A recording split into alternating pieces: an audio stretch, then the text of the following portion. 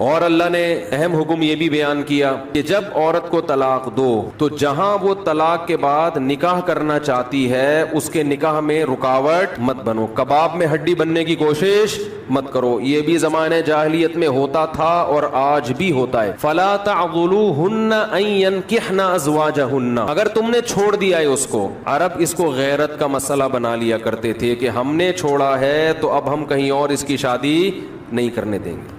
ہمارا معاذ اللہ یوں کہتے تھے تھوکا ہوا مال، جیسے آج بھی لوگ کہتے ہیں ہم نہیں کسی کہیں اس کو نکاح کرنے دیں گے۔ اس سے بھی قرآن نے کیا کیا؟ منع کیا۔ اور اس سے بھی منع کیا کہ اپنی مرضی سے زبردستی اس کا نکاح بھی مت کراؤ طلاق یافتہ کا۔ ینکحن ازواجہن، اپنے سلیکٹڈ شوہر سے نکاح کرنا چاہتی ہے تو تم کباب میں ہڈی بولو نہیں بنو، یعنی اس کو یہ رائٹ ہے کہ وہ جہاں چاہے نکاح کرے۔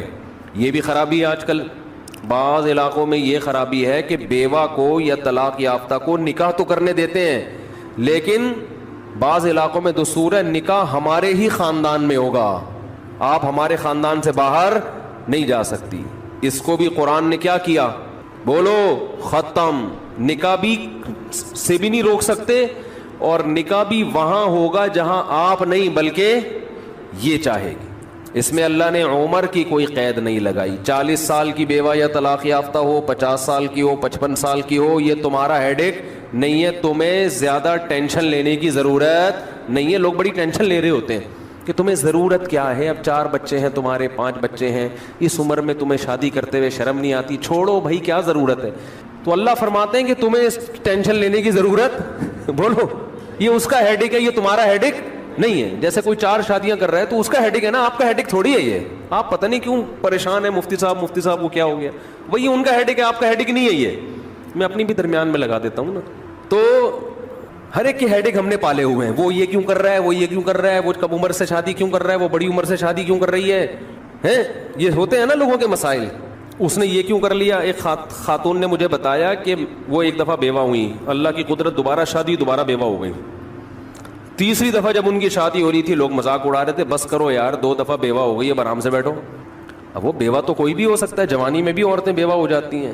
تو اب دیکھو لوگوں کو تکلیف ہو رہی ہے، بھائی یہ اس کا ہیڈک ہے۔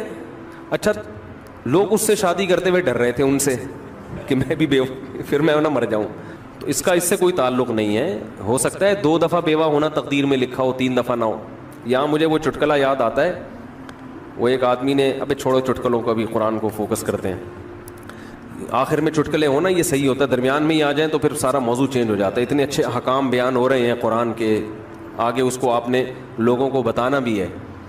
تو اللہ نے حکم دیا کہ طلاق کے بعد ایک دھیلا واپس نہیں لینا، خلا کی صورت میں لے سکتے ہو مگر خلا بھی شوہر کی رضا سے ہوتا ہے، یک طرفہ نہیں ہوتا، یاد رکھیں۔ دوسرا کام تم نے کیا کرنا ہے، اس کو کہیں اور نکاح سے روکنا نہیں ہے۔ تیسرا کام یہ کرنا ہے نکاح بھی وہاں کرنا ہے جہاں وہ چاہتی ہے، تمہاری مرضی نہیں مسلط ہوگی، اس کی مرضی چلے گی۔ اور اگر پرانے شوہر سے نکاح کرنا چاہے اور 2 طلاقیں ہوئی ہوں تو وہاں بھی کر سکتی ہے، کیونکہ آیت کا ایک شان نزول بھی ہے۔ ایک صحابی نے اپنی بہن کا نکاح کسی صحابی سے کرایا، تھوڑے دنوں میں طلاق ہو گئی، طلاق ایک تھی، عدت ختم ہوئی، نکاح ختم۔ اب تھوڑے دنوں کے بعد دوبارہ ان دونوں کا دل چاہنے لگا کہ ہم آپس میں کمپرومائز کر لیں۔ ہوتا ہے وقتی طور پر اختلافات بہت زیادہ ہوتے آتے ہیں، جب دور رہتے ہیں تو آپس میں میلان ہونے لگتا ہے۔ لیکن وہ جو صحابی تھے نا جن کی بہن کو طلاق ہوئی تھی، انہوں نے کہا کہ اب میں اپنی بہن کا نکاح دوبارہ اس آدمی سے بولو نہیں کروں گا، اور کہا کہ یا رسول اللہ میں نے ان کی عزت کی، ان کو اپنی بہن نکاح میں دی، انہوں نے لڑائی جھگڑا کر کے طلاق دے کے میرے گھر میں بٹھا دیا، تو میں کیسے دوبارہ؟ ایک ذلت محسوس ہوتی ہے نا انسان کو۔ قرآن میں اللہ نے آیتیں نازل کی کہ اگر وہ اپنے شوہر سے نکاح کرنا چاہتی ہے تو درمیان میں رکاوٹ مت بنو۔ لڑے بھی وہ خود تھے، اب جڑ بھی خود رہے ہیں، نہیں آ رہی بات؟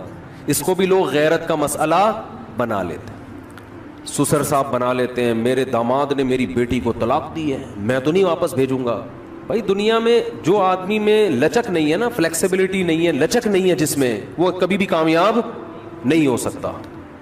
یاد رکھو یہ جو ہوتا ہے نا، میں اصول کا پکا، بھائی اصول کا پکا ہونا تو اچھا ہے، لیکن یہ اصول ہی غلط ہے کہ جو کہہ دیا تو اس پہ قیامت تک قائم رہنا ہے، یہ اصول ہی غلط ہے۔ اصول یہ ہونا چاہیے کہ جب موقع کی مناسبت سے جو بات ٹھیک لگے گی اپنے آپ کو چینج کر لوں گا. یہ اصول ٹھیک ہے, اس اصول پہ پکے رہو, اور یہ نبی سے ہمیں ملتا ہے یہ اصول. حدیث میں آتا ہے ایک صحابی نبی کے پاس آئے, مجھے صدقہ چاہیے, یہ چاہیے, وہ چاہیے. آپ نے فرمایا اللہ کی قسم تم پر خرچ نہیں کروں گا میں. وہ چلے گئے, آپ نے دوبارہ بلایا, فرمایا ان پہ صدقہ کرو, دے دو. وہ پریشان, یا رسول اللہ آپ نے تو قسم اٹھائی تھی کہ میں آپ کو نہیں دوں گا. آپ نے فرمایا مر رعا علی یمین فرعا غیرہا خیرا منہا فلیکفر عن یمینہ, کہ جو شخص کسی بات پہ قسم اٹھا لے, جائز بات ہو, کوئی اگر حرام پہ قسم اٹھائی وہ تو بچنا لازم ہے نا, کہ میں گناہ نہیں کروں گا, وہ تو ویسے ہی حرام ہے. جائز کام, صدقہ تو جائز ہے نا, بلکہ ثواب ہے. فرمایا کوئی کسی جائز کام پہ قسم اٹھائے, پھر بعد میں اس کو خیال ہو کہ مجھے قسم توڑ دینی چاہیے, اس کا مائنڈ کیا ہو گیا, چینج, تو اسے چاہیے قسم توڑ دے اور کفارہ ادا کر دے, اس قسم پہ قائم بولو نہ رہے. قسم پہ جب قائم نہ رہنے کا حکم ہے تو بغیر قسم کے میں نے جو بول دیا بس وہ پتھر پہ لکیر بن گیا, یہ تو پاگل اور گدھے ہونے کی علامت ہے. قسم بھی اگر کھا لی ہو تو بھائی اس وقت یہ خیال تھا کہ نہیں دینا, اب زمینی حقائق کہہ رہے ہیں کہ اس کو دینا ہے, تو اب قسم توڑو, کفارہ ادا کرو اور دے دو. بات نہیں آ رہی میرا خیال ہے. یہ کس کی سیرت ہے, نبی کی. نبی سے زیادہ کسی کی پکی زبان ہو سکتی ہے, لیکن ایسی لچک سکھائی ہے کامیاب بننے کے لیے کہ یہ نہیں کہ جو کہہ دیا تو وہ پتھر پہ لکیر. گراؤنڈ ریئلٹی کے لحاظ سے, ماحول کے چینج ہونے کے لحاظ سے آپ نے اپنا رویہ کیا کرنا ہے, چینج کرنا ہے. اس وقت آپ کی رائے یہ تھی, اب آپ کی رائے وہ ہے, کیونکہ زمینی حقیقت بھی چینج ہوتی ہے اور انسان کی نالج بھی چینج ہوتی ہے اور انسان کی رائے بھی چینج ہوتی ہے. بعض دفعہ نالج چینج نہیں ہوتی, انسان تانے بانے ملا کے ایک رائے قائم کرتا ہے, بعد میں جب اور گہرا سوچتا ہے تو اسے لگتا ہے کہ وہ رائے ٹھیک نہیں تھی, تو وہ اسٹیٹمنٹ اس کا کیا ہو جائے گا, چینج. کوئی بات نہیں, دن میں 100 دفعہ چینج ہو جائے. ناکام وہ ہے جو کہہ دیا تو اڑ گیا, بس کچھ بھی ہو جائے. اب دیکھو ایک آدمی آپ کو مستحق نظر نہیں آ رہا تھا, آپ نے کہا اللہ کی قسم تجھے میں صدقہ نہیں دوں گا, تو فراڈی ہے. بعد میں پتہ چلا نہیں فراڈی نہیں ہے, آپ کو نہیں, میں نے تو بول دیا تھا میں نہیں دوں گا. بھائی اب فراڈی ہونے کی بیس پہ نہیں دے رہے تھے, تو اب پتہ چل گیا یہ فراڈی نہیں ہے. بعض دفعہ پہلے بھی پتا تھا فراڈی نہیں ہے, اب بھی پتہ ہے نہیں ہے, لیکن پہلے خیال تھا کہ نہیں دینا چاہیے, اب خیال ہے کہ دے دینا چاہیے, تو رائے چینج کر لو. بہت مشکل ہے. اور گھریلو جھگڑوں میں تو میاں بیوی کی طبیعت میں اگر لچک نہیں ہے نا, 4 دن بھی ان کا رشتہ نہیں چل سکتا. یہ تو مجھ سے ابھی لکھوا کے سگنیچر انگوٹھے لگا لو, جیسے سبزی والے نے ٹھپے لگائے تھے انگوٹھے لے کے گھوم رہا ہوں. لیکن آپ انگوٹھے نہیں, آپ مجھے پکڑ لینا, میں کہاں بھاگوں گا. وہ جب بھی انگوٹھے کی بات آتی ہے مجھے وہ سبزی والا یاد آتا ہے جس کو میں نے بزنس کے لیے پیسے دیے تھے, اور اس نے ایمانداری میں اسٹیمپ پیپر پہ اپنے انگوٹھے لگا کے دیے تھے. جب وہ پیسے لے کے بھاگا تو 3 سال میں نے وہ انگوٹھے سنبھال کے رکھے. اب لوگ مجھے کہتے ہیں نا وہ فلاں آدمی کو میں اتنے کروڑ روپے دے رہا ہوں تو اتنا ایماندار ہے, میں تو اسٹیمپ پیپر پہ لکھوا رہا ہوں اور انگوٹھے بھی لگوا رہا ہوں. میں کہتا ہوں یہ انگوٹھوں کا تذکرہ میرے سامنے مت کیا کرو, انگوٹھوں سے کچھ بھی نہیں ہوتا. بندہ اگر 2 نمبر ہے, اسٹیمپ پیپر بکری کو کھلا دینا, کسی کام کا نہیں ہے یہ اسٹیمپ پیپر, عدالت سے بھی نہیں نکلوا سکتے. سمجھتے ہو, لکھوایا کرو ضرور, لیکن اس سے ہوگا کچھ بھی نہیں. عدالت انگوٹھا دیکھ کے بولے گی بٹ ٹھیک ہے انگوٹھا, اب انگوٹھے کو پکڑ کے جیل میں ڈال دو, بس انگوٹھے کو دیے تم نے پیسے. بندہ تو پکڑائی میں آئے گا ہی نہیں, آ بھی گیا تو کچھ بھی نہیں کر سکتے. عدالت کہے گی دیے کیوں تھے. تو پیسہ دینے سے پہلے 100 دفعہ سوچا کریں. خیر, تو کیا بات چل رہی تھی, ابے انگوٹھے کی بات کہاں سے آئی. ہاں, لچک پیدا کرنا میاں بیوی کا رشتہ تو ایسا ہے کہ اگر آپ کہیں نا کہ جو میں نے کہہ دیا بس وہ کیا ہے, آرڈر از آرڈر, تو بھائی اس کا مطلب آپ میدان جنگ میں کھڑے ہوئے ہیں, دشمن کی فوجیں آپ کے سامنے, اور آپ ایک فوج کی کمانڈ کر رہے ہیں کہ گولی چلانے کا آرڈر دیا تو کیا کرنا ہے. یہ گھر ہے, یہ میدان جنگ بولو نہیں ہے. یہاں آپ کا اسٹائل یہ ہونا چاہیے, آپ نے بیوی کو آرڈر دیا, گراؤنڈ ریئلٹی یہ کہہ رہی ہے کہ بھائی میرا روب اس پر بیٹھا ہوا ہے اور وہ پکوڑے بنا کے خود ہی کھا رہی ہے, آپ کو ایک لقمہ بھی نہیں کھانے دے رہی. آپ غصے میں آئے, آپ نے کہا بیگم مزید پکوڑا اگر کھایا نا تو گراؤنڈ ریئلٹی کہہ رہی ہے کہ اس دھمکی سے یہ پکوڑے کھانا چھوڑ دے گی نا. لیکن آگے اس کا ایٹیٹیوڈ آپ نے دیکھا, اس نے کہا تو کیا کر لے گا, فوراً وہ کرچلی اٹھائی, تو کیا کر لے گا, فوراً لچک پیدا کرو. بولو تو صبر کروں گا اور کیا کروں گا. یہ کامیاب, یہ گھر کیا کیسے چلے گا, یہ رشتہ جوڑا رہے گا. اگر آپ نے اس کا ایٹیٹیوڈ دیکھ کے, اس کی پیشانی پہ سلوٹیں دیکھ کے اپنی دھمکی کو واپس نہیں لیا تو یہ گھر کیا ہوگا؟ پکوڑے تو کھا لو گے آپ, لیکن آپ کے بچوں کی ماں مارکیٹ سے شارٹ ہو جائے گی. تو اس میں گھر کے اندر کا اصول لچک, کامیاب آدمی وہ, ہاں ناقابل برداشت کوئی معاملہ ہو جائے تو ایک الگ بات ہے.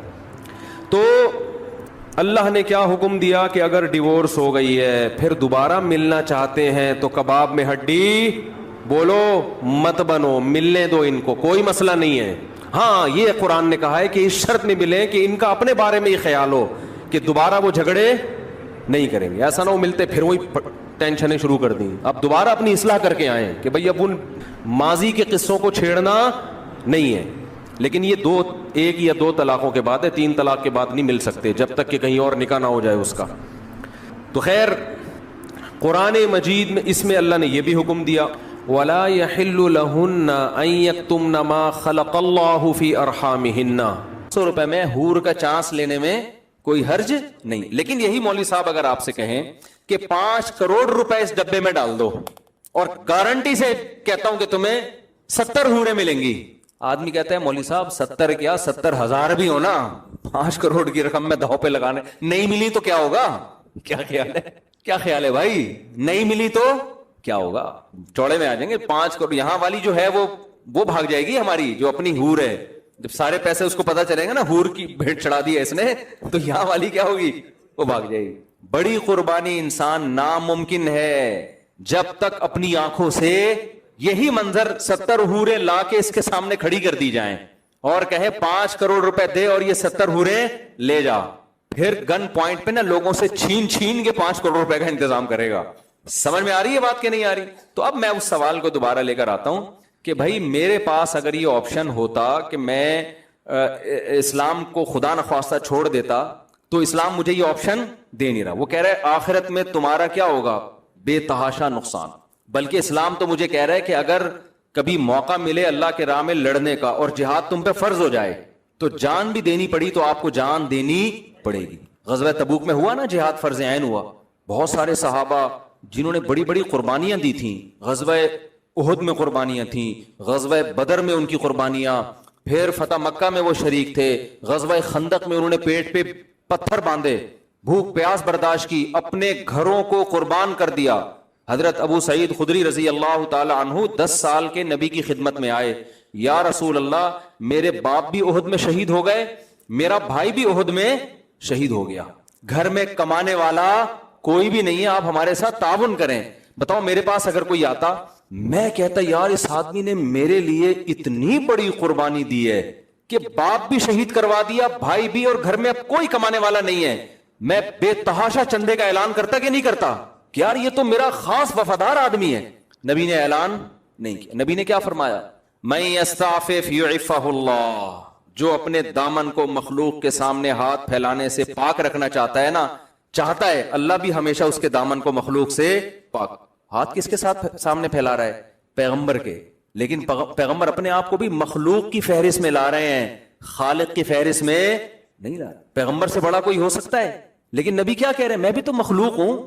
اچھا جو کمزور ایمان والے لوگ تھے ان کو نبی نے چندہ کر کے دیا, جن کا خیال تھا نا کہ یہ پکے ایمان والے, ان کو نہیں دیا, حالانکہ وہ تو زیادہ اپنے ہیں. جو اپنے تھے ان کو پیسے دینے سے منع کر دیا. نہیں بھائی, ان کی عادت خراب نہیں ہونی چاہیے. نبی سے بھی نہ مانگے کبھی, اور صراحتاً منع نہیں کیا کہ مت مانگو, اشارے سے منع کیا ہے. من یستعفف یعفہ اللہ, جو اللہ سے پاک دامنی طلب کرتا ہے. پاک دامنی کا کیا مطلب؟ دامن رسوا نہ ہو. پاک دامنی زنا سے بچنے کو بھی کہتے ہیں کیونکہ زنا کرنے سے انسان کی عزت چلی جاتی ہے. پاک دامنی بھیک سے بچنے کو بھی کہتے ہیں کیونکہ مانگنے سے بھی انسان کی عزت چلی جاتی ہے, اگر عزت ہو. کیونکہ بہت سے لوگ کہیں گے ہم تو صبح شام مانگتے رہتے ہیں, ہمیں تو کوئی عزت نہیں جا رہی ہماری. وہ ایک آدمی کسی محلے میں گیا, آیا, کہتا ہے یار اللہ کا شکر ہے کہ میری عزت نہیں ہے. میں نے کہا اس میں شکر کی کیا بات ہے؟ کہنا اگر عزت ہوتی تو آج میری بہت زیادہ بےزتی ہو جاتی تھی. آج میں نے ایسا کام کیا اس محلے میں کہ میری اگر عزت ہوتی نا تو آج میں بہت بے عزت ہو جاتا. تو کہہ رہا ہے شکر ہے میری پہلے سے سرے سے کوئی عزت تھی نہیں. تو ہمیشہ بے عزتی عزت دار لوگوں کی ہوتی ہے, جو بے عزت ہوتے ہیں ان کی کوئی عزت نہیں ہوتی. تو بھیک مانگنے سے عزت جاتی ہے ان لوگوں کی جن کی پہلے سے سوسائٹی میں کوئی عزت ہو. تو نبی صلی اللہ علیہ وسلم نے فرمایا من یستعفف, جو اللہ سے پاک دامنی طلب کرتا ہے, یعنی اپنی عزت بچانا چاہتا ہے، اللہ بھی اس کی عزت بچاتے ہیں. کیا مطلب؟ اسے بھیک کے داغ سے ہمیشہ کے لیے محفوظ کر لیتے، غیب سے اس کے لیے روزی کا انتظام کرتے ہیں. تھوڑا صبر کر لیا جائے نا، پیٹ کاٹ لیا جائے، بھائی کسی سے مانگنا نہیں ہے، تو اللہ پھر مدد کرتے ہیں. اللہ کہتے ہیں اس نے نہیں ہاتھ پھیلایا نا، اب میں اس کو لوگوں کا محتاج نہیں ہونے دوں گا، لیکن صبر کرنا پڑے گا. اور پھر دوسری بات نبی نے فرمائی وَمَن يَتَصَبَّرْ يُصَبِّرْهُ اللَّهُ، جو اللہ سے صبر مانگتا ہے. اب سوال پیدا ہوتا ہے اس عزت بچانے کے لیے تو بہت صبر کرنا پڑے گا. 10 سال کا بچہ جس کا باپ بھی شہید ہو گیا، جس کا بھائی بھی شہید ہو گیا، ماں اکیلی گھر میں ہے، وہ کیا کہے گی بھائی ہم نے اپنے خاندان کے سارے لوگ تو لٹا دیے، اب ہم فاقے کیسے برداشت کریں. تو ٹھیک ہے عزت اہم چیز ہے، صبر کتنا کرنا پڑے گا اس کے لیے. لیکن نبی نے اگلی جملے میں یہ بتا دیا من یتصبر، جو اللہ سے صبر مانگتا ہے نا، یصبرہ اللہ، اللہ اسے صابر بھی بنا دیتے ہیں. یہ صبر بھی کس سے مانگو؟ خالی پیسے نہیں اللہ سے مانگنے. غربت اور مہنگائی میں جو ٹینشن ہوگی اس ٹینشن کو ختم کرنا بھی کس سے مانگنا ہے؟ اللہ سے. اللہ مجھے اس پہ صبر دے، تو اللہ صبر دے دیتا ہے. اب آپ مجھے بتاؤ، اتنی بڑی قربانی، باپ شہید، بیٹا شہید، اور گھر میں فاقے، اور نبی نے بھی، حالانکہ نبی چندہ کر کے دے سکتے تھے، دوسروں کو بھی تو دے رہے تھے نا، جبکہ یہ امید ہو کہ میری مدد بھی کر سکتے ہیں، خالی ہاتھ واپس بھیج دیا. ایسے میں اگلی جنگ کے لیے اگر نبی بلائیں تو جس کا ایمان ایسا ہو جیسا ہمارا 500 والا، کہ 500